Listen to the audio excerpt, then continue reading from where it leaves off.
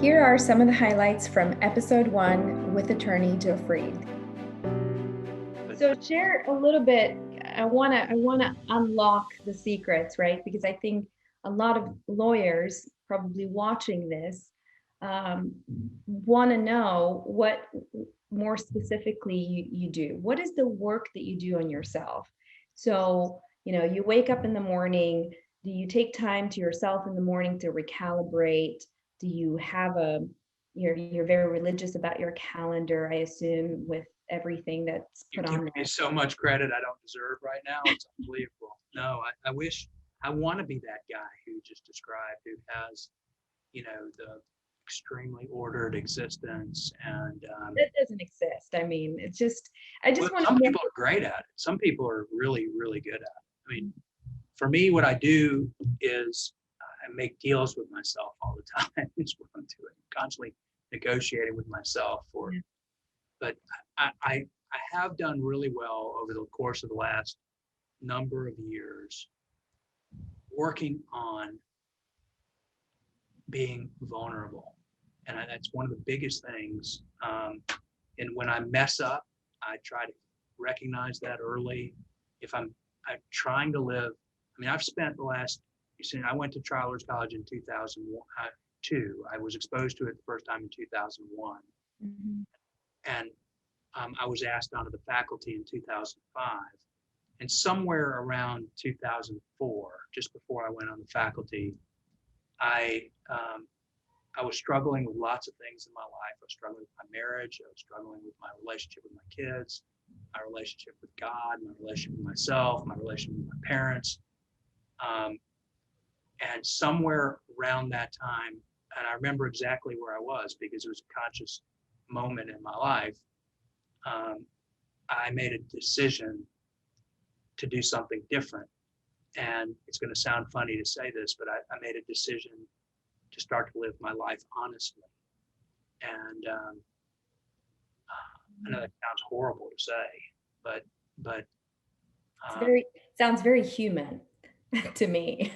Well, what my commitment to myself was that I was going to start to live my life honestly, whether it served me or didn't serve me. Mm-hmm. Went through a period of time where systematically I was going through my life and cleaning things up. And it was almost like maybe what you would go through if people who've had experience with addiction and going through your 12-step programs and things where you're going through, your life inventory. Mm-hmm. I went through a process where I was cleaning up relationships. I was cleaning up things that I had done, just getting to a place of honesty. That still continues to be a big part of my life's journey, is to be honest. And when I screwed up, which I do, because I think, most humans, maybe all humans, would have a hard time with that. But I try to recognize it as quickly as I can. I try to address it as fully and completely as I can, without guarding it, without trying to protect myself in the process. And so how does this translate into your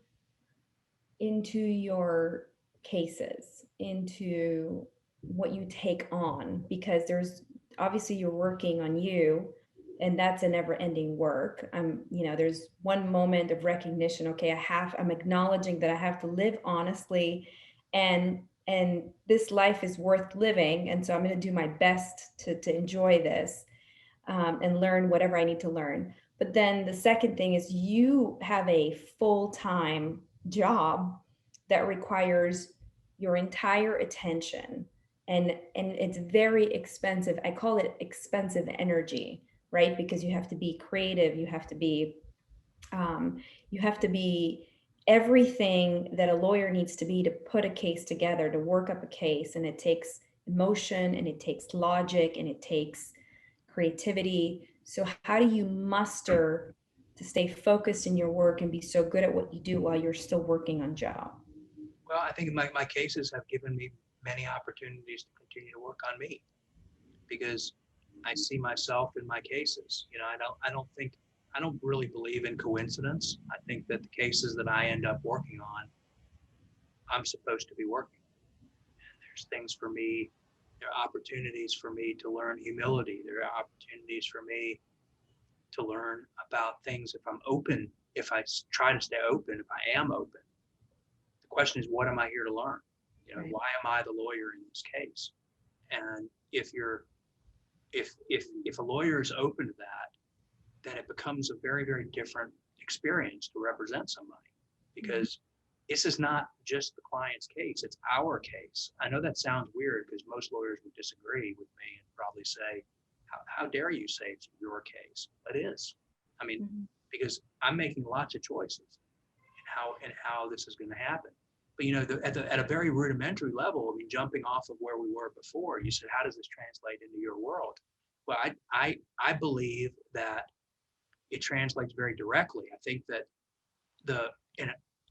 in litigation, despite what might seem apparent on at the surface level, I believe that the party with the most credibility at the end wins. Almost invariably. Now, are there some exceptions to that? Maybe. Right. Undoubtedly, there's exceptions to everything.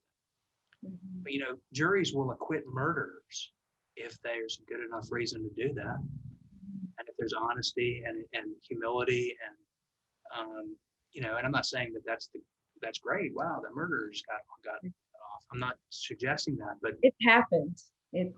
But if credibility, if you believe my premise that the party with the most credibility at the end wins, then everything that happens in the case can be measured by the credibility meter. And if the leader in that courtroom for one side is not a credible human being, that means they're going to lose, right? So the idea of honesty that I said I'm going to start to live my life honestly, that doesn't, I don't get a pass when I walk through the doors to a deposition or a courtroom. It means if there's something really bad in my case, really terrible, I almost, try not to say any bad words on your. It's okay. You can if you want. But if there's really crappy things going on in the case, I have to own those. I have to ask myself honestly, should I still win this case with all this crap in here? And why? Why should I win? And I have a saying with my lawyers who I teach. I say, how can they be 100% right and we still win? Right. Because it forces us to look at something that's more important than whatever the problem is, in the case. So this concept of living honestly and bringing truly what I believe to be an integrity to this process is difficult. I'm the first one to say it's not easy. And you can find yourself sitting there and wrestling with ethical dilemmas about how honest, you start playing lawyer games with yourself. Honest about this, or what does honesty require in this situation? So you go down the rabbit hole. Yeah, it's a rabbit hole. Exactly. When you got a client who, if you reveal something about it, might cost them the case. Yeah. You know about it. The other side doesn't know about it. Well, what does it mean if you've made a commitment that morning? And this is something I try to do every single day, consciously. Getting out of bed in the morning, I tell myself, Joe, I ask myself, Joe, are you ready to be the most credible human being in every room you walk into today? Yeah. That's what I ask myself. And sometimes I don't really want to answer. Yeah. I've got something on my mind that I know I'm going to have to face. I have to make that commitment to myself. And I wish I only had to make that commitment once and that I was a good enough, evolved enough human being to where it could stick. But I got to do it multiple times a day. Right. Right. I do too. I have to check in. In fact, since the pandemic that I've had a little bit more time to myself and have dedicated some time to personal development. It's become more and more the most important thing, right? Is just to make sure that who I am every day is somebody that I like, somebody that I want to hang out with, because I'm with me all the time. And when I'm not exactly up to par or aligned, I feel off. I am not my best self. I don't close that deal, and I don't have the energy to go after something else that I want to, because something is pulling me back saying, you're off. right? And so I have to check in with myself, many times. Sometimes it can be during a meeting where I'm like, I need a minute. I'll be right back. And just to take a deep breath and sort of anchor myself, because I think we as people get so caught up with what's going on the outside, on the surface, that we forget to see what's underneath, what's within, what's underneath it all.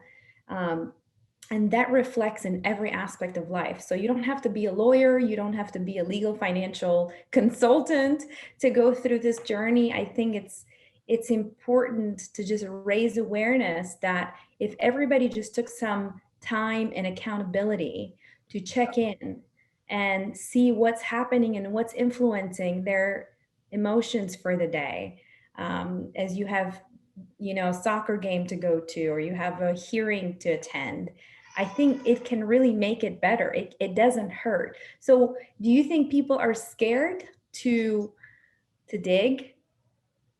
Why do you I, think that I am and have been historically, but I think yes, fear of rejection, fear is? of, because I'm telling you, until you expose yourself and enough times and find that the floor does not open up, you don't get swallowed by the jaws of hell, you Right. don't get ostracized by your community and by the people who you care about, your peers don't look at you and reject you and whisper behind your back, which is all the things. That fear of rejection is so incredibly powerful. All you got, anybody who's ever gone to high school knows what I'm talking about, Mhm. right? I mean, you walk around high school constantly afraid you're going to be rejected. Mhm. You're rejected for, and so lawyers and people in our field, you're putting yourself out all the time. Mhm. And people, and it's a public forum. You're in a courtroom, and or you're in a deposition, but some peers are there, Mhm. and they're looking at you. And how are you? You think they're looking at you, they're Well, it focused on you. feels like it feels like they are, and Yeah. it feels like they'd like to hurt you. Feel, it feels like they would like you. They would They want you to fail. They Right. want you to fail, and they want to get some good stuff on you, Yeah. right? They want to be able to feed the gossip mill about Yeah. you, right? I mean, human beings know what I'm talking about. So yeah, there's a lot of fear associated with it. But here's another thing that happens though. The more you do this work on yourself, I think the more you start to trust your intuition about other people, Mhm. and Mhm. so you can feel what's really going on for somebody else. Mhm. There's an empathy, and I think women are probably naturally better at it than men, but even us lowly men can learn this if we do enough work. Mhm. And it's the idea of really truly being present to what's really going on. And it's something. There's always parallel paths going on. There's Mhm. always things are happening at different levels. And where are you tuned in? Are you tuned in? I mean, how many times have people listening to this, been in a situation where you see something crystal clear going on. The Mhm. person who's asking the question or interacting with somebody, they don't have a clue, right? Here's what's happening. Here's what's really going on for this person, right? So you learn to kind of listen with this third ear.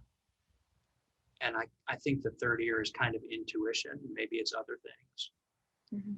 But the more honest you learn how to be with yourself, I think the more honestly you can see what's going on with other folks. And maybe that's both directions. The more honestly you work on seeing what's really going on as opposed to what